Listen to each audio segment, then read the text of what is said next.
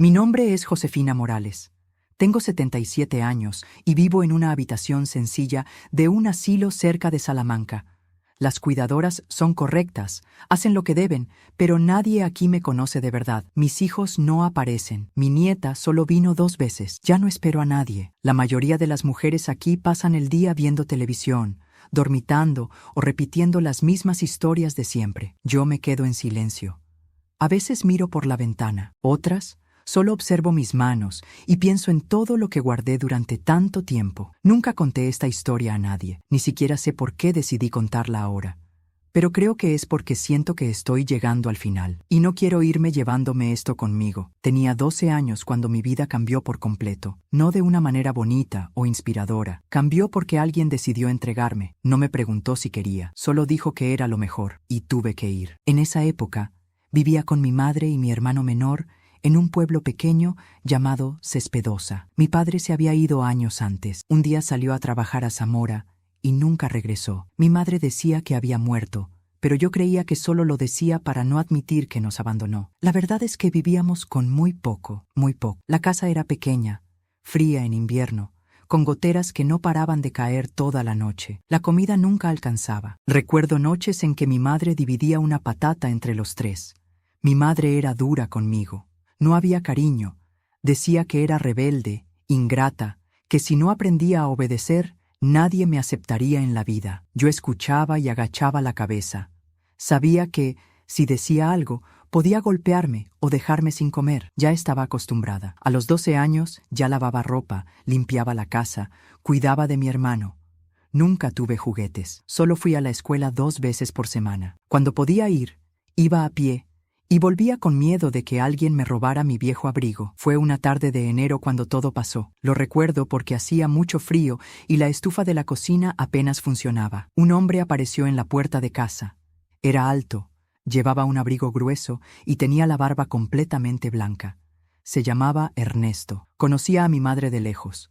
Creo que de cuando ella trabajó como ayudante de cocina en Ciudad Rodrigo. Hablaron durante más de 1 hora. Yo me quedé afuera, sentada en una piedra, con los dedos helados. Luego, ella me llamó y dijo que me iría a ayudar a ese hombre en su casa por un tiempo, que vivía solo, necesitaba a alguien para limpiar y cocinar, y que eso sería bueno para mí. Pregunté cuándo volvería. Dijo que cuando las cosas mejoraran, pero vi que mi mochila ya estaba lista. 2 mudas de ropa, un par de zapatos y un pedazo de pan envuelto en un trapo. Subí a la camioneta de Ernesto en silencio. Él dijo que me gustaría el lugar, que había comida caliente y una cama decente. No respondí. El viaje duró casi 3 horas. La casa estaba en una zona rural apartada, rodeada de árboles secos y tierra dura. No había vecinos cerca. Desde fuera parecía grande, pero por dentro estaba vieja, sin color, sin nada que recordara a un hogar. Me mostró dónde dormiría. Un cuartito pequeño con una cama de hierro, una manta y una palangana con agua fría. Los primeros días limpiaba, barría, cocinaba. Él no hablaba mucho, solo daba órdenes. Si me equivocaba, gritaba. A veces tiraba las cosas al suelo y me mandaba a rehacerlas. Cuando me quejaba de dolor o cansancio, decía que tenía suerte de estar ahí, que mi madre me había entregado porque no servía para vivir con gente normal. Esas palabras se me grabaron durante años. Tenía miedo de hacer algo mal, caminaba despacio. Evitaba mirarlo a los ojos. El sonido de sus pasos en el pasillo me hacía temblar. Después de unas semanas, empezó a actuar de forma diferente. Me mandaba ponerme ropa que no era mía, ropa ajustada, que según él era para acostumbrarme. Empezó a tocarme. Al principio, me paralizaba. Luego, solo intentaba no llorar. No entendía qué pasaba. Solo sabía que no podía escapar. Él decía que, si intentaba huir, nadie me ayudaría, que mi madre sabía todo, que si contaba algo, terminaría peor. Yo tenía 12 años. No sabía qué estaba bien o mal. Solo sabía que dolía y que no tenía a dónde ir. Intenté escribir una carta. Usé un papel viejo, lo escondí detrás de una viga de la casa. Él lo encontró. Lo rompió delante de mí y me dejó sin comer 2 días. Después de eso, nunca más lo intenté. Me quedé callada. Seguí viviendo así, con miedo, sola, cumpliendo todo lo que él ordenaba. Pasaron meses, luego años. Dejé de contar el tiempo. Dejé de creer que algún día aquello terminaría. Los años pasaron sin que me diera cuenta. Cada día era igual al anterior. Me levantaba temprano, preparaba su café, limpiaba la cocina, lavaba la ropa, hacía el almuerzo. Por la tarde, él dormía un poco, y yo aprovechaba para quedarme quieta en mi cuarto. A veces lloraba en silencio, otras solo miraba la pared. La noche siempre era lo peor. Sabía lo que él quería. No servía de nada decir que no. Se reía si intentaba resistirme. Decía que eso era parte de mi deber, que estaba ahí porque nadie me quiso, que él, al menos, me daba techo y comida. Yo escuchaba y me quedaba inmóvil. Ya no reaccionaba, solo quería que terminara rápido. Empecé a olvidarme de mi madre, de mi hermano, del pueblo, de la escuela. Era como si todo hubiera sido un sueño que ya no existía. A veces me preguntaba si mi madre me extrañaba, si pensaba en mí, pero luego recordaba cómo me miró el día que me mandó a irme, sin lágrimas, sin arrepentimiento, solo alivio. Eso dolía más que nada. Era como si me hubieran expulsado de su vida a propósito, como si ella supiera exactamente a dónde me enviaba, y aún así, prefirió sacarme de su camino. Cuando cumplí 15 años, él empezó a llevarme al pueblo. Quería que lo acompañara a hacer compras. Me mandaba a arreglarme, ponerme lápiz labial, usar ropa que mostraba más el cuerpo. No me gustaba, pero obedecía. Decía que debía parecer agradable, que no podía andar con cara de sufrimiento. Una vez, en el mercado, una señora me preguntó si era su hija. Antes de que respondiera, él me apretó el brazo con fuerza y dijo que era de la casa. No la miré, me quedé callada. Eso me dejó con náuseas el resto del día. A los 16 empecé a sentir dolores en la barriga. Pensé que era algo que había comido, pero no pasó. Semanas después me di cuenta de que estaba embarazada. Él se puso nervioso, pero no lo negó. Dijo que lo resolvería, pero al final no hizo nada. Solo me ordenó seguir haciendo todo como antes. Mi barriga crecía y yo continuaba cocinando, lavando, obedeciendo. Cuando el bebé nació, fue en la casa, de noche, con frío, sin médico, sin ayuda. Era un niño. Lo envolví en un trapo y lo puse en una cesta a mi lado. No lloró mucho. Era pequeño, pero fuerte. Le puse Daniel. Era el único nombre bonito que recordaba de mi infancia. Daniel se convirtió en mi única razón para seguir. Todo lo hacía con miedo de que él sufriera.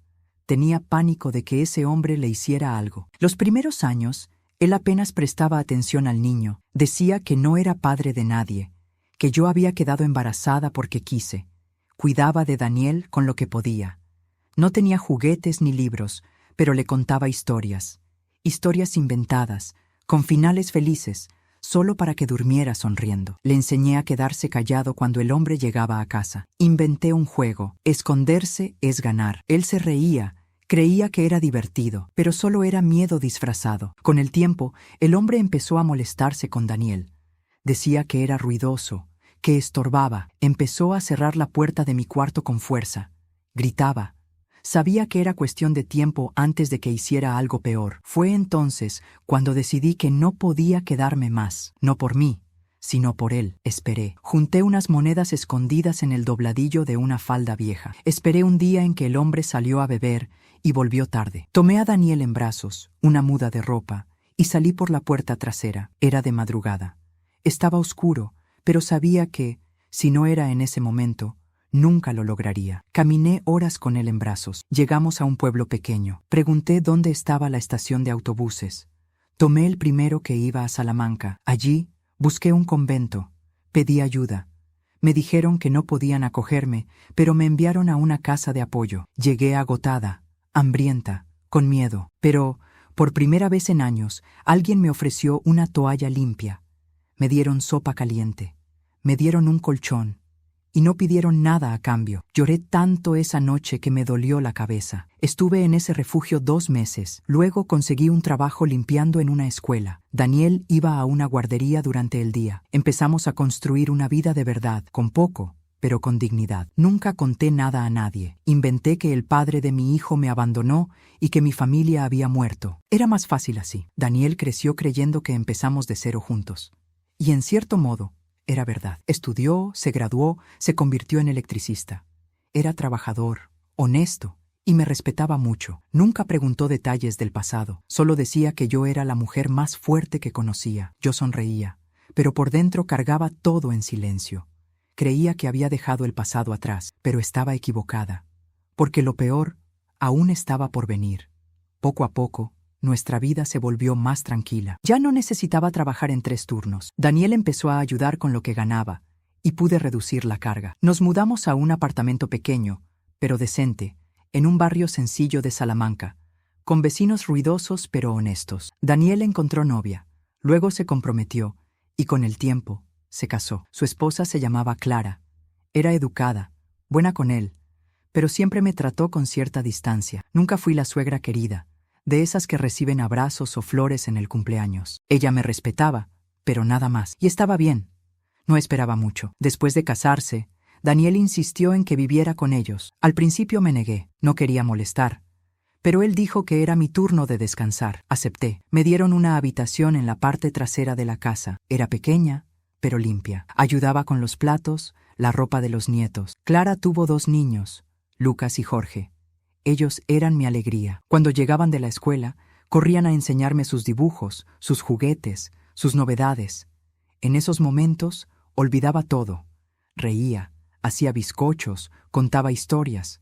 Nunca las de verdad, solo las inventadas. Pero la paz que sentía era superficial. Sabía que mi pasado seguía persiguiéndome en silencio. Nunca dejé de pensar en lo que viví, en Ernesto, en la casa vieja, en todo lo que pasó conmigo y con Daniel. Siempre tuve miedo de que algo del pasado regresara, que alguien descubriera, que él supiera que no era quien decía ser.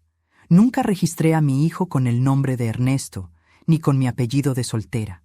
Inventé un nombre, creé una historia, y seguí adelante con eso, durante más de 40 años. Un día, todo empezó a cambiar. Fue repentino. Estábamos almorzando, y Daniel llegó del trabajo con un sobre en la mano. Era marrón, pesado, sin remitente. Dijo que había llegado por correo, con mi nombre. Me extrañó. Casi nadie sabía mi dirección completa. Tomé el sobre con manos temblorosas. Al abrirlo, encontré una foto antigua. Era de la casa donde estuve retenida cuando tenía 12 años. Aquella casa aislada, con paredes sucias y el tejado cayéndose. En la foto se veía claramente la fachada y el coche de Ernesto estacionado al lado. Daniel notó mi reacción. Preguntó si conocía el lugar. Dije que parecía una casa del interior, que tal vez era un recuerdo antiguo. Fingí calma, pero por dentro mi pecho estaba apretado. La foto venía con una nota escrita a mano. Solo una frase. El pasado nunca olvida. Está más cerca de lo que imaginas. En ese momento, mis manos se helaron. Guardé la foto en el sobre y dije que la tiraría después. Daniel no insistió. Pero yo sabía que eso no era casualidad. Esa noche no dormí. Me quedé sentada en la cama con el sobre en las manos, pensando, intentando entender. ¿Quién podía saber de esa casa?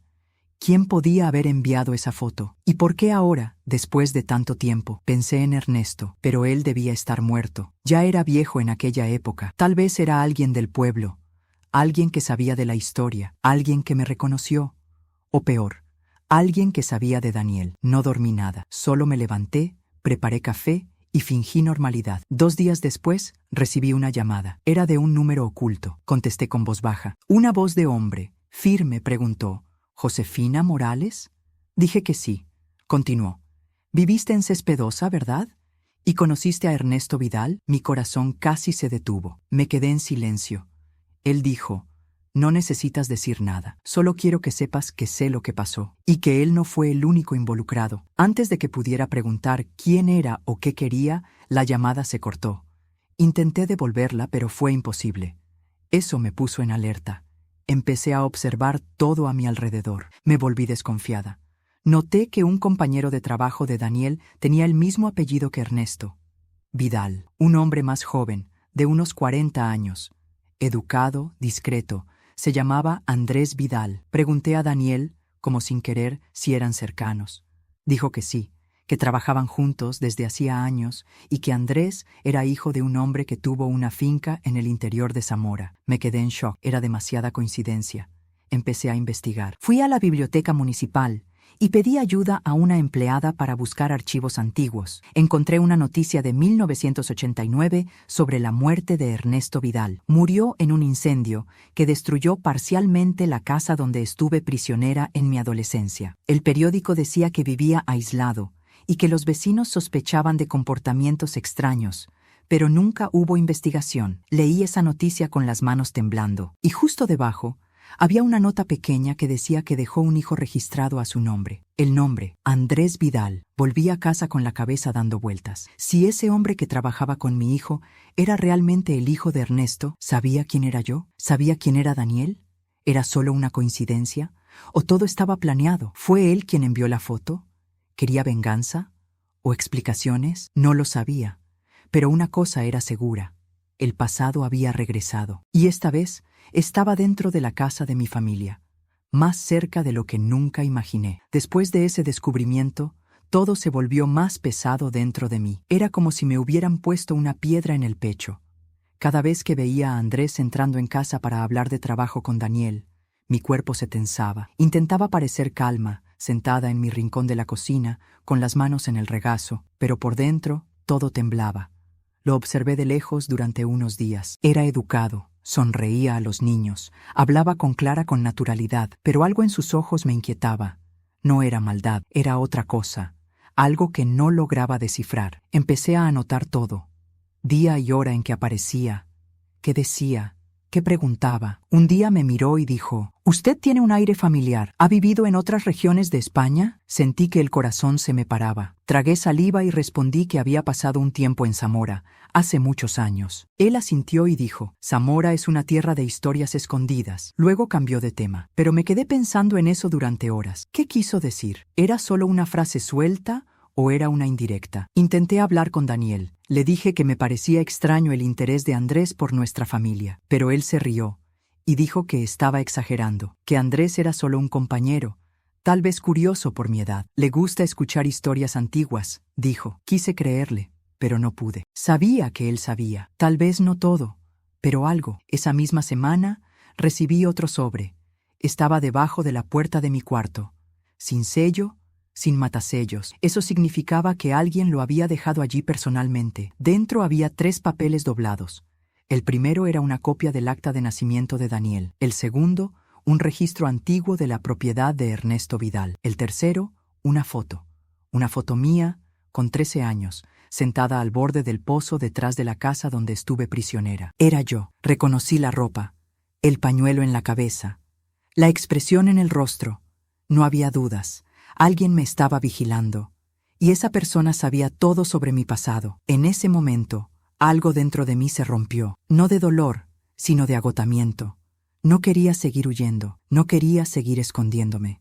Había pasado toda mi vida intentando olvidar, inventando versiones, sonriendo cuando el pecho dolía, y ahora todo regresaba. La misma angustia de antes, el miedo, la inseguridad, pero ahora era peor, porque Daniel podía descubrirlo, y no sabía cómo reaccionaría. Él era todo lo que tenía. Si me odiaba después, no tendría a nadie. Al día siguiente, esperé a que Daniel llegara del trabajo. Pedí hablar a solas. Nos sentamos en la cocina. Clara salió con los niños. Puse el sobre en la mesa y lo empujé hacia él. Lo abrió. Miró los papeles. Tardó en decir algo. Finalmente, levantó los ojos y preguntó: «¿Qué es esto, mamá?» Respiré hondo y empecé a hablar. Le conté todo, desde el principio. La pobreza, la entrega, la casa, Ernesto, los años de miedo, su nacimiento, la huida, el refugio, la nueva vida con un nombre falso. Lo conté todo con claridad, sin adornos, sin exagerar. Él me escuchó en silencio. Solo movía la cabeza de vez en cuando. Cuando terminé, mis manos estaban sudadas. Él siguió callado un rato. Luego se levantó y se fue a su cuarto. Cerró la puerta. Y yo me quedé allí sentada, mirando el sobre vacío. Pensé que no volvería a hablarme, que me echaría, que me llamaría mentirosa. Pero unas horas después volvió. Se sentó frente a mí. Tenía los ojos rojos. Dijo solo: «Ahora entiendo por qué nunca quisiste hablar del pasado». Empecé a llorar, pero él extendió la mano y tomó la mía. «Lo hiciste todo sola. No puedo juzgarte.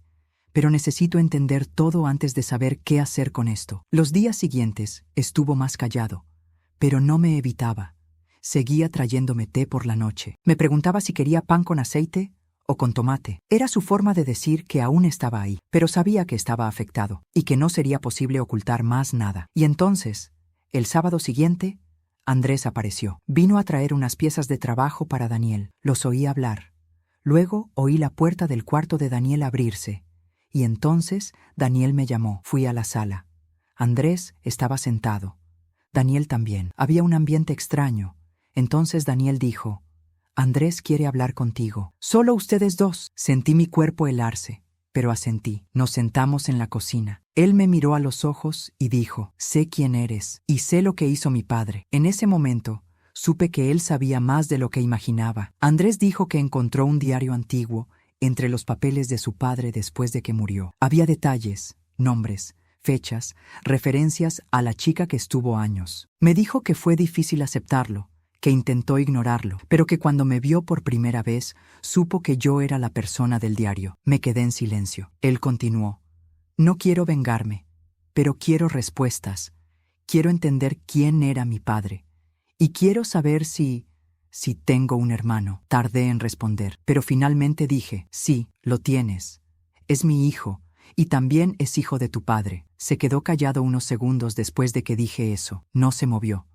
No miró a otro lado. Solo se quedó allí, inmóvil, con los ojos fijos en mí. Parecía que estaba procesando. Luego respiró hondo, se inclinó hacia adelante y preguntó: ¿él lo sabe? Negué con la cabeza. No, solo le conté la verdad esta semana. Y aún así, no le conté todo sobre el padre. Todavía estoy buscando el momento adecuado. Andrés asintió lentamente.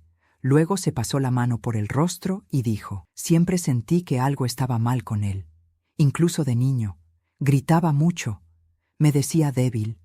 Nunca me dio cariño. No entendía por qué. Me quedé en silencio. No tenía nada que decir al respecto. Sabía que no era su culpa. Y sabía que ese tipo de trauma se extiende, incluso a quienes no vivieron el dolor directamente. Andrés me contó que, tras la muerte de su padre, se quedó con todos los papeles de la casa. Un día, encontró una caja con cuadernos y fotos. Dijo que su padre registraba todo, incluso a las chicas que pasaron por allí. Algunas con nombres, otras solo con edad y fecha. Tú fuiste la que más tiempo estuvo. Escribía sobre eso como si fuera normal, como si fuera parte de la rutina. Eso me revolvió el estómago. Quise levantarme y salir de allí, pero me contuve. Necesitaba escuchar. Andrés continuó: tardé mucho en reunir el valor para buscar a alguien, pero cuando vi tu rostro por primera vez, te reconocí. Eras tú en la foto de la caja, la misma del pozo, la misma del diario, y cuando descubrí que tu hijo trabajaba conmigo, supe que todo estaba conectado. Lo miré. Era extraño estar frente al hijo del hombre que me destruyó por dentro, pero no se parecía a Ernesto, ni físicamente, ni en el carácter. Era un hombre tranquilo, de hablar firme y mirada sincera. No había rabia en él. Había dolor, sí, pero no venganza. Entonces dijo: no vine a acusarte, solo quería saber quién soy, y ahora que lo sé, necesito pensar qué hacer con esto. Le dije que lo entendía y que podía tomarse el tiempo que necesitara. Los días siguientes, Andrés volvió a hablar con Daniel. Al principio no tocaron el tema, pero sabía que Andrés quería contarlo, y sabía que Daniel aún estaba intentando asimilar todo. Una noche, mi hijo entró en mi cuarto, se sentó al borde de la cama y dijo: él va a contar, y quiero escuchar, pero te necesito allí cuando hagas. Asentí. Yo también necesitaba escuchar, necesitaba ver con mis propios ojos cómo ambos lidiarían con todo. Organizamos un almuerzo el domingo. Clara sabía que algo raro pasaba, pero no preguntó mucho. Los niños estaban con los abuelos paternos. Quedamos solo nosotros tres. Después de comer, nos sentamos en la sala. Daniel miró a Andrés y dijo: habla. Andrés comenzó contando sobre el diario, las fotos, el descubrimiento. Luego paró y miró directamente a Daniel. Por lo que dice el diario, tú naciste mientras mi madre aún vivía en la casa con él. El nombre no está completo, pero la fecha coincide, y la descripción también. Estoy casi seguro. Daniel se puso serio. Respiró hondo. Luego me miró. ¿Es verdad?, preguntó. Sí, no sabía que él te había registrado. Pensé que no tenías ningún documento, pero parece que lo hizo a escondidas, como una forma de control. Daniel se quedó en silencio. Andrés continuó: no sé si eso te hace mi hermano, pero si lo eres, me gustaría conocerte, saber quién eres. Y si no, también está bien. Solo necesitaba decirlo. Daniel se quedó callado un rato. Luego se levantó y fue hasta la ventana. Se quedó allí parado. Andrés y yo nos quedamos sentados, esperando. Después de unos minutos, Daniel se giró y dijo: podemos hacer un examen. No me importa el resultado, porque para mí, La familia es quien cuida, pero si es verdad, lo enfrentaremos juntos. Esa frase me desarmó. Lloré allí mismo, sin poder contenerme. Andrés también bajó la cabeza.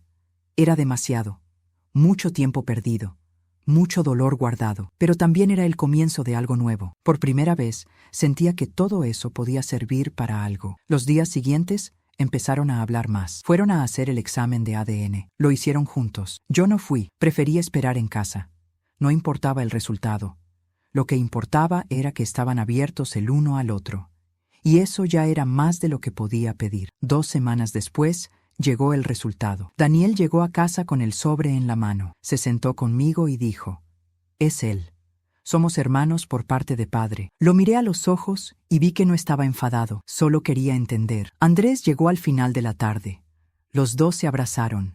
Me quedé observándolos desde la puerta del cuarto. Era algo que nunca imaginé ver. Y allí, aunque el pasado aún dolía, entendí que la historia había cambiado, que de una herida podía nacer algo bueno, pero en el fondo, sabía que eso aún no era el final. Después de que llegó el resultado, los dos comenzaron a verse con frecuencia. Daniel siempre fue reservado, pero con Andrés parecía más abierto. Era como si, poco a poco, estuvieran intentando entender qué significaba esa conexión. No se llamaban hermanos, pero había respeto. Hablaban del pasado, de lo que recordaban de la infancia, de las diferencias en su crianza. Andrés contó que fue criado por su abuela paterna, porque Ernesto nunca quiso hacerse cargo de él. Dijo que ella era una mujer estricta, pero honesta, y que, cuando era pequeño, nunca entendió por qué no podía preguntar por su padre. Daniel escuchaba todo con atención. Él mismo, hasta hacía pocos días, no sabía nada de sus orígenes. Decía que se sentía en pedazos, como si hubiera vivido toda la vida con una parte borrada. Yo entendía ese sentimiento. Pasé décadas sintiéndome así, cargando un vacío que no se llena con comida, trabajo, ni hijos. Es un hueco que solo empieza a cerrarse cuando dices en voz alta lo que te hicieron. Un sábado por la tarde, Andrés llegó con una carpeta de documentos. Dijo que necesitaba mostrarme algo. Nos sentamos los tres en la sala. Abrió la carpeta y empezó a sacar copias de cartas antiguas, recortes de periódico y algunos nombres subrayados. Dijo que estaba investigando sobre otros hombres que visitaban la finca de su padre en esa época. Encontró registros de visitas, nombres de vecinos, incluso de un antiguo empleado del ayuntamiento de Zamora. «No era solo mi padre», dijo. «Ese lugar recibía visitas, y creo que otras chicas pasaron por lo que tú pasaste, Josefina». Sentí un escalofrío. Nunca lo había pensado. En mi cabeza, yo era la única. Era más fácil pensar así, menos pesado. Pero ahora que lo decía, todo tenía sentido. La forma en que Ernesto hablaba, las fechas marcadas, cómo me controlaba, como si fuera parte de una rutina. Andrés dijo que, en uno de los cuadernos de su padre, había una M con la fecha de 1973. Yo había escapado en 1971. Eso me dejó en shock. Continuó: «Si esa chica existió, llegó después de ti, y tal vez pasó por el mismo infierno». Daniel preguntó si había encontrado a esa mujer. Andrés dijo que aún no, que solo tenía una pista.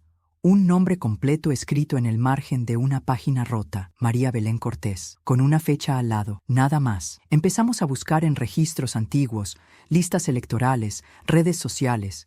No encontramos nada, ni vivos, ni muertos. Era como si nunca hubiera existido. Pero algo me decía que sí existía, y que tal vez estaba viva, o con miedo, como yo estuve tanto tiempo. Los días siguientes, Andrés contactó a un periodista investigativo de Salamanca, un hombre conocido por trabajar en casos archivados. Le contó parte de la historia, sin dar todos los detalles. El periodista se interesó. Pidió reunirse con nosotros. Quedamos en el centro de la ciudad, en una cafetería discreta. Fui con Andrés. Daniel se quedó con los niños. El periodista se llamaba Luis. Era serio, directo. Llevó una grabadora y empezó con preguntas básicas. Luego quiso saber nombres, fechas, lugares. Dudé, pero Andrés me miró y dijo: «No tienes que contar todo, solo lo que quieras». Entonces conté, a mi manera, sin rodeos, sin exagerar, solo los hechos: Ernesto, la casa, el tiempo que estuve allí, el nacimiento de Daniel, la huida, el silencio. Cuando terminé, Luis apagó la grabadora y dijo: «Esto es grave.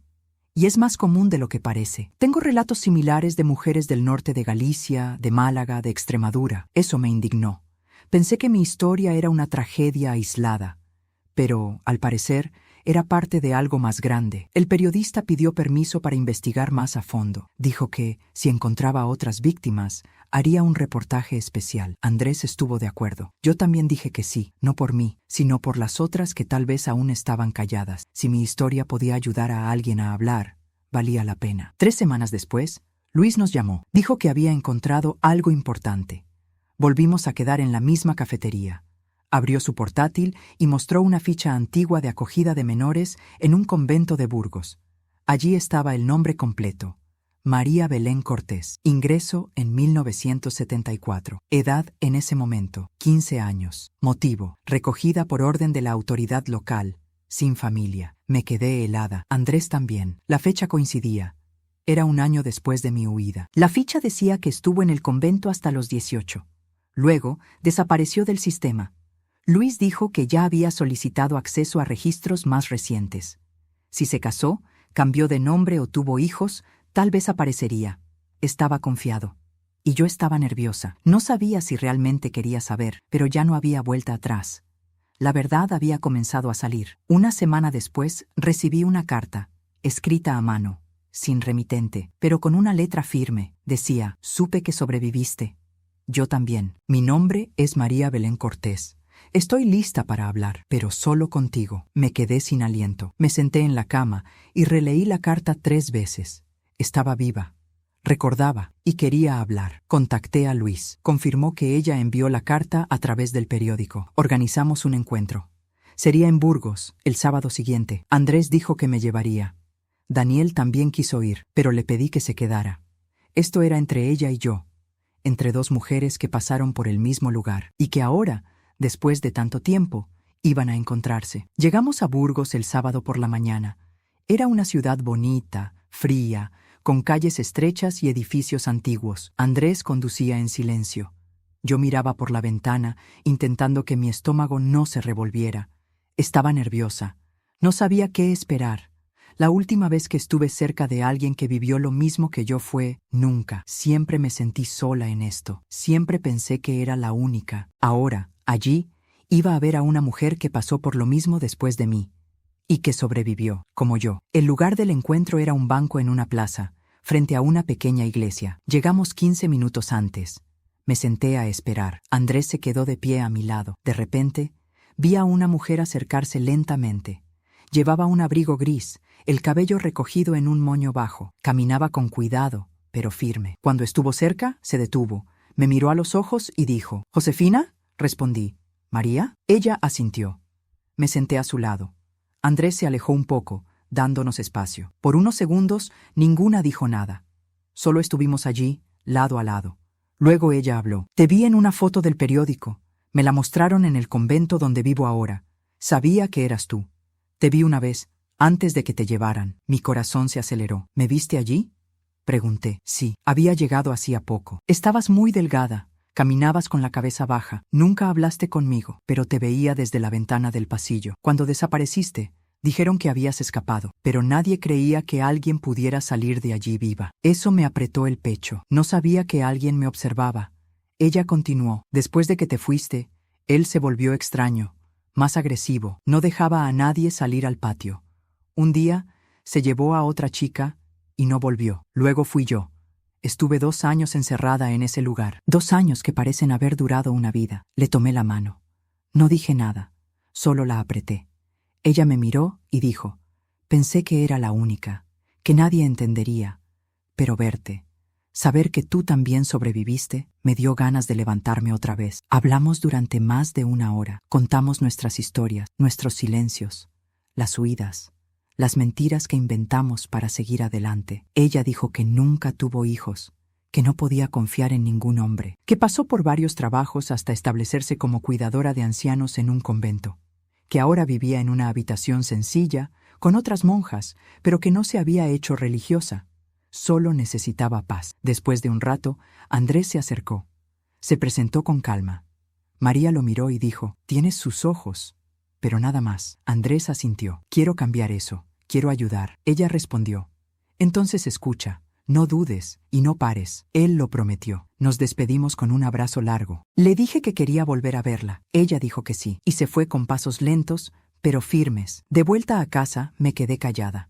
Andrés también. Pero el silencio no era malo. Era un silencio de quien entendió, de quien sintió junto. Cuando llegamos, Daniel estaba en la sala. Le conté todo. Escuchó sin interrumpir. Luego dijo: «Esas historias no pueden morir con ustedes. Hay que hacer algo». No respondí, pero sabía que tenía razón. Los días siguientes, Andrés empezó a organizarlo todo. Creó una carpeta con documentos, nombres, fechas, pruebas. Volvió a contactar al periodista Luis.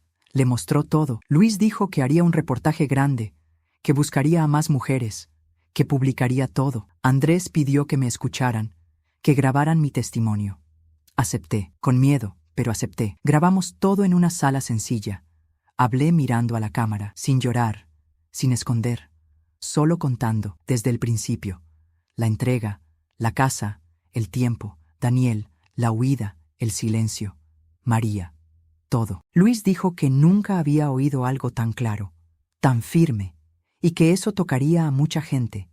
Dije que solo quería que nadie más pasara por lo que yo pasé. Si una mujer hablaba por mi historia, ya valía la pena. El reportaje se emitió un domingo por la noche. Salió en la televisión local y también en periódicos digitales. En 2 días empezaron a llegar mensajes. Mujeres que decían: «A mí también me pasó». Otras decían: «Pensé que era la única». Algunas solo querían decir que estaban vivas. Otras querían justicia. Andrés creó una asociación. Daniel ayudaba con los papeles.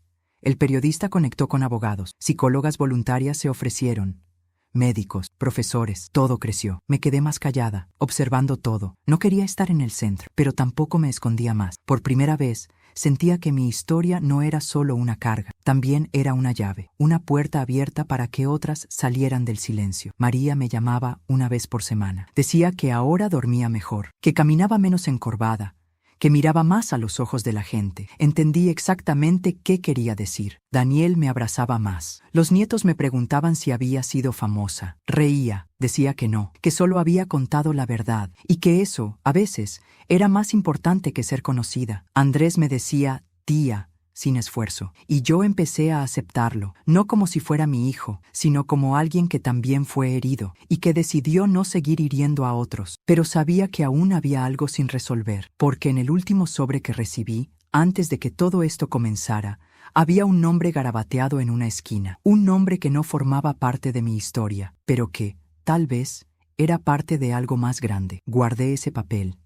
Y ahora, meses después, era hora de descubrir quién era. Después de todo lo que pasó, debería estar en paz. Pero ese nombre garabateado en la esquina del primer sobre nunca salió de mi cabeza. Era como una hebra suelta en una ropa vieja. El nombre era Tomás Vargas. Nunca había oído ese nombre antes. No estaba en los cuadernos de Ernesto, ni en las historias de María, ni en los documentos que Andrés encontró. Pero alguien lo escribió. Alguien pensó que ese nombre debía llegar a mí. Y si había llegado, necesitaba entender por qué. Le mostré el papel a Andrés. Se quedó pensativo. Dijo que había oído ese nombre en otra investigación, que tal vez era alguien importante en los círculos de la época. Empezó a investigar. Usó contactos que había hecho con el periodista. Y en menos de una semana encontró algo. Tomás Vargas era un nombre usado como intermediario entre dueños de fincas rurales y ciertas instituciones durante el régimen. No aparecía como autor de ningún crimen, pero su nombre estaba en registros de visitas a varias fincas, incluida la de Ernesto. Andrés descubrió que Tomás aún estaba vivo. Vivía en una región apartada de Galicia, cerca de la frontera con Portugal. Ya era anciano, casi 80 años, y vivía solo en una casa grande con un cuidador. Daniel pensó que era arriesgado meterse con eso. Dijo que tal vez era mejor dejarlo pasar, pero yo dije que no podía.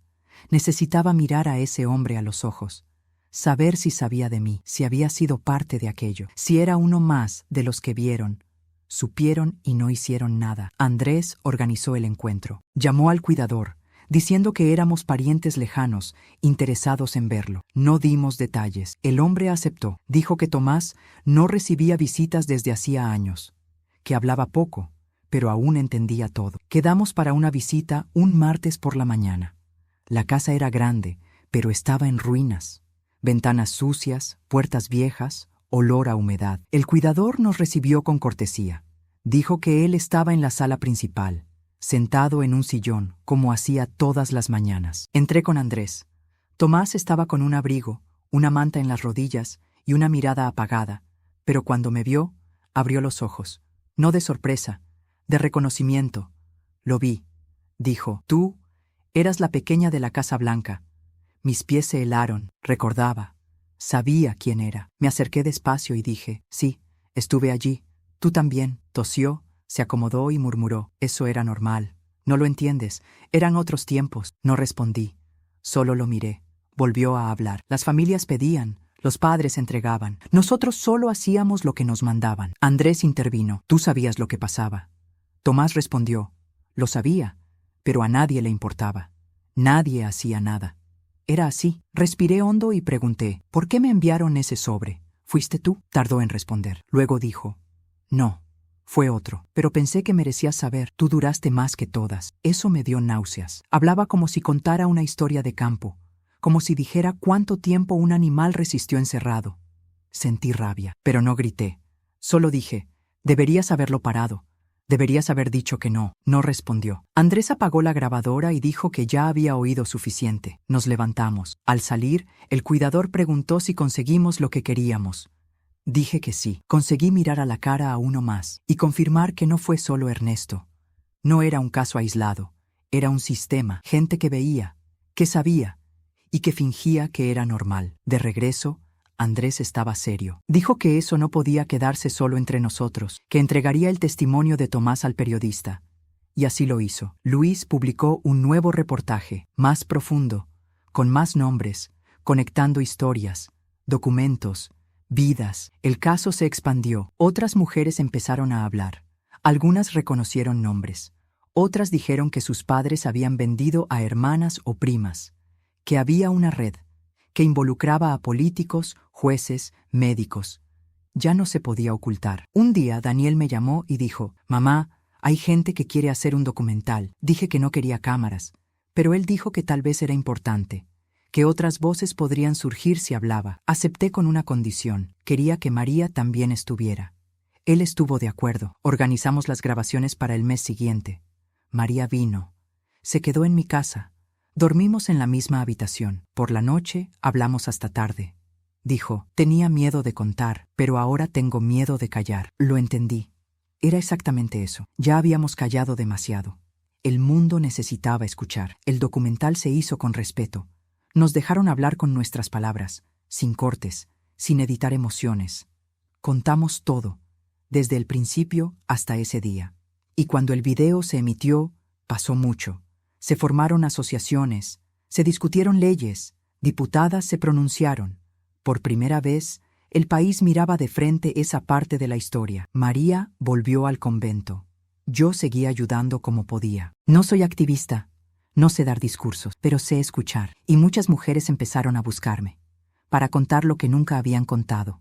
Escuchaba, sin interrumpir, sin juzgar. Solo escuchaba. Y eso, muchas veces, era lo que más les faltaba. Y entonces, un día, recibí una carta. Una carta con un nombre que nunca imaginé que aparecería, pero ahí estaba, escrito con tinta azul, firme, en la parte superior del papel. Y de nuevo, sentí que esto aún no había terminado. La carta llegó en un sobre blanco, doblado con cuidado, sin remitente, pero con mi nombre completo escrito a mano. La abrí con calma. Dentro, solo una hoja. En la parte superior, el nombre. Carmen Morales, el mismo nombre de mi madre, la mujer que me entregó a los 12 años. Pensé que era un error. Tal vez otra persona con el mismo nombre, pero bastó empezar a leer para darme cuenta de que era ella. La letra era suya, la forma de escribir, y el contenido imposible de ignorar. La carta comenzaba así: si estás leyendo esto, es porque alguien te contó la verdad. Nunca tuve el valor. Pasé mi vida intentando olvidar. Pero ahora que el tiempo se me acaba, pensé que merecías escucharlo de mí. Cada línea hacía que mi mano temblara más. Decía que me entregó por desesperación, que no podía alimentar a 3 hijos, que Ernesto llegó con dinero, comida, promesas, y ella aceptó. Dijo que creyó que él cuidaría de mí, pero que después de que me fui, nunca más tuvo paz. Escribió, me arrepentí todos los días, pero pensé que estabas muerta, y no sabía cómo vivir con eso. Me escondí. Cambié de ciudad. Nunca volví a hablar con nadie de lo que hice. Al final de la carta, dijo que vivía en un asilo en Huelva y que, si alguna vez quería verla, estaría allí. Pidió perdón, pero no suplicó. Solo dejó la dirección y una frase: si no quieres venir, lo entiendo. Me quedé con la carta en las manos durante horas. Me senté en la silla de la cocina. Daniel llegó, me vio con los ojos rojos y preguntó qué pasaba. Le di la carta. La leyó en silencio. Luego dijo: ¿vas a ir? No sabía. Una parte de mí quería ir y preguntarle cómo tuvo el valor. La otra quería fingir que nunca recibí esa carta, que ella no existía. Pero en el fondo sabía que iría, porque parte de lo que necesitaba resolver aún estaba en ella. Hablé con Andrés. Dijo que iría conmigo. Daniel también quiso ir, pero le pedí que no. Esto era entre ella y yo. El sábado siguiente tomé un tren con Andrés hasta Huelva. La ciudad era cálida, luminosa, con calles estrechas y muchas palmeras. El asilo era sencillo, pero limpio. Un señor nos recibió y nos llevó a su cuarto. Cuando entré, la vi sentada en la cama, con una manta en las rodillas. Estaba más delgada, el cabello blanco, los ojos hundidos. Pero era ella, mi madre. Me miró y se quedó en silencio. Yo también. Estuvimos así casi un minuto. Luego dijo: «¿Estás viva?» Y empezó a llorar. Yo seguí de pie, solo mirándola. Se levantó con dificultad, se acercó y quiso tomar mi mano. La dejé. Fue la primera vez en 60 años que me tocvinú sin gritar, sin empujar, sin echarme. Nos sentamos. Empezó a hablar. Dijo que, después de que me fui, Ernesto envió dinero por un tiempo. Luego desapareció. Ella pensó que me había matado. Dijo que quiso denunciarlo, pero tenía miedo, vergüenza. Dijo que les mintió a mis hermanos, que yo me había ido a estudiar lejos, y que un día dejó de hablar de mí. No se justificó, no intentó defenderse. Solo contó, y al final dijo: «Si quieres odiarme, lo acepto, pero necesitaba verte una última vez». Respiré hondo y dije: «Ya te odié. Mucho tiempo. Pero hoy solo siento lástima». Bajó los ojos. Después de unos segundos, preguntó: «¿Tuviste hijos?» Dije que sí. «Entonces tal vez no fallé en todo», murmuró. Estuvimos allí más de una hora. Me contó que mis otros 2 hermanos murieron jóvenes, que pasó los últimos años sola, que ahora solo tenía el silencio. Cuando nos fuimos, me acompañó hasta la puerta. Me abrazó. Al principio me quedé rígida. Luego le devolví el abrazo, no porque la perdonara, sino porque estaba cansada de cargar tanto peso. De regreso, Andrés no dijo nada, solo condujo, y yo miré por la ventana, pensando en todo lo que había resurgido en esos últimos meses. Pensé que el tiempo borraría los dolores, pero entendí que el tiempo no borra nada, solo lo esconde. Y un día, todo vuelve. Llegué a casa agotada. Daniel me abrazó fuerte. Dijo que estaba orgulloso de mí, que mi valentía no era común. Sonreí. Dije que solo quería descansar, pero en el fondo sentía que faltaba algo. Faltaba cerrar todo, atar el último cabo. Y ese cabo estaba conmigo. Era mi historia, todo lo que viví. No quería morir con eso en la cabeza. Quería dejarlo escrito, para que, un día, cuando alguien lo leyera, supiera que no fue exageración, que pasó y que sobreviví. Al día siguiente, tomé un cuaderno nuevo, me senté en el porche y empecé a escribir, desde el principio, sin adornos, sin mentir, solo los hechos, con mi nombre completo en la primera página. Escribí durante días. Todas las mañanas me sentaba en el porche con el cuaderno en el regazo y un bolígrafo sencillo, sin prisa, solo escribiendo lo que recordaba. No inventé nada, no oculté nada. Puse cada pedazo de mi vida en ese papel, desde los días en Cespedosa, la entrega, la casa de Ernesto, los años en silencio, la huida, Daniel, Andrés, María, Tomás, mi madre, todo, línea por línea. A veces escribía y tenía que parar, porque el cuerpo se cansaba. Otras, la cabeza quería correr, pero la mano dolía. Aún así, seguí. Sabía que no podía dejarlo a medias.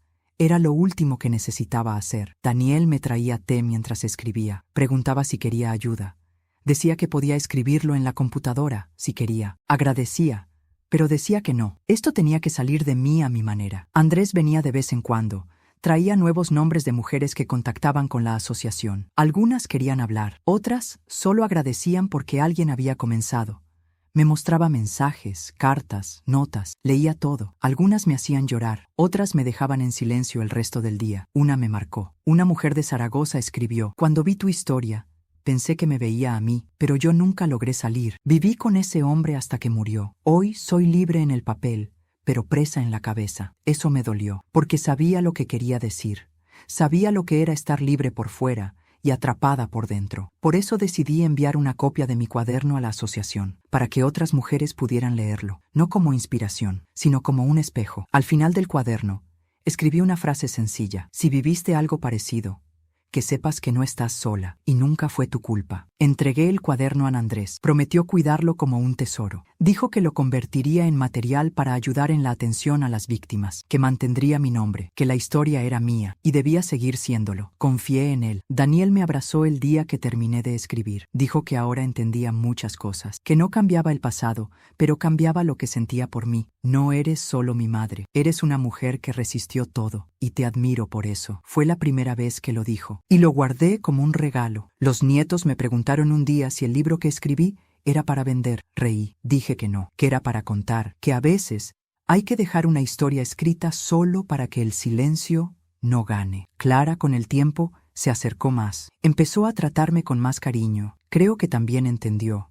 Nunca hablamos de todo directamente, pero a veces me dejaba un café caliente en el cuarto sin decir nada, y sabía que era su forma de decir «lo siento». María seguía llamando cada semana. Dijo que ahora quería escribir su historia también, que estaba juntando valor, que tal vez no sería tan firme como yo, pero que lo intentaba. Le dije que no había una forma correcta, que solo pensar en eso ya era un comienzo. Con el tiempo, otras mujeres también empezaron a escribir. Algunas grababan audios. Otras enviaban cartas largas, sin destinatario. La asociación se convirtió en un lugar de historias vivas, y eso me daba paz. Pero incluso con todo eso, sabía que mi cuerpo estaba llegando al final. Los dolores aumentaban. El cansancio llegaba más rápido. A veces la cabeza fallaba, pero no tenía miedo. Por primera vez en décadas, no sentía miedo, ni vergüenza, ni culpa. Sentía que lo que debía hacer, lo hice. Una noche, Daniel me llevó a cenar, solo nosotros dos. Fuimos a un restaurante sencillo, donde servían sopa de lentejas y pan casero. Me miró y dijo: «Sabes, mamá, cuando era pequeño pensaba que eras solo dura, pero hoy entiendo que eras fuerte, demasiado fuerte». Sonreí y dije: «Solo no podía caer, porque si caía, tú caías conmigo». Me tomó la mano y nos quedamos allí, en silencio, sin necesitar decir más. Al día siguiente, entregué otra copia del cuaderno al periodista Luis. Me dijo: «Cambiaste la forma en que vemos estas historias. Ya no son casos antiguos, son personas». Respondí: «Siempre lo fueron, pero ahora tienen nombre». Dijo que guardaría ese cuaderno como una reliquia y que prometía honrar cada página. Hoy estoy de vuelta en el porche. El sol cae suave al final de la tarde. Escucho risas que vienen de la calle. Y por un momento, solo respiro. No pienso en lo que pasó, ni en lo que aún puede venir. Solo estoy aquí. Siento que cumplí lo que debía cumplir. Y que ahora, si cierro los ojos, no llevo más un peso en el pecho. Llevo solo la verdad y la certeza de que mi historia no fue borrada. Y finalmente, pude decir con claridad: me vendieron a los 12 años, pero lo peor vino 40 años después. Aún así, sobreviví, y hoy puedo decir con todas las palabras: soy libre. Y si puedes, deja un comentario diciendo desde dónde me estás escuchando. Será un alivio saber que estas palabras llegaron hasta ti.